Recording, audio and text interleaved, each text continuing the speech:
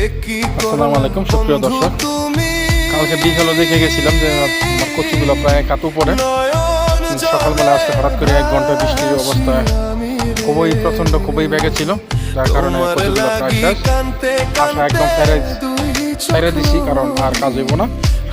আসলে যদি নসিব না থাকে তাহলে শত চেষ্টা করে আল্লাহ, যদি নসিব না রাখে তাহলে চেষ্টা, যদি রিজিকে না থাকে তাহলে অবশ্যই এটা কোনোভাবে সম্ভব না। হয়তো আমার রিজিকে নাই। আর অনেকে কচু চেয়েছিল আমাকে অনলাইনে, এবং আমার বন্ধু বান্ধব আমি অনেক কিলোতে দিয়েছি, আমি কচু দেওয়ার চেষ্টা ছিলাম, কিন্তু হয়তো নসিবে নাই, যার কারণে বাস কিছু করার নাই। দেখেন কি পরিমাণ পানি, অনেক পানি বর্তমানে, যে আমি পানির মাঝে আছি। দেখি দুই একটা ডুব পাইলে পানি থেকে, পানির ভিতর থেকে উঠানো যায় কিনা।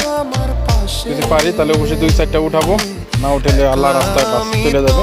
ধন্যবাদ, সবাইকে দোয়া করবেন। আর বাংলাদেশের কৃষকের জন্য সবার জন্য দোয়া করবেন। কৃষকের খুবই খারাপ অবস্থা এবার, প্রত্যেকটা জেলাতে বন্যায় সব ধান ভাসিয়ে নিয়ে যাচ্ছে, সব কিছু একদম পানির চলে আসছে উপরে। সবাই দোয়া করবেন যেন অবশ্যই যেন দেখেন অবস্থা।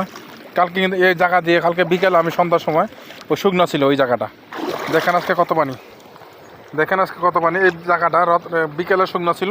আমি মনে হচ্ছে আজকে সকালে কচু নেব, কিন্তু সকাল থেকে বৃষ্টি, যার কারণে শেষ, কচুর আশা শেষ। তো ভালো থাকবেন সবাই, দোয়া করবেন এভরিওয়ান।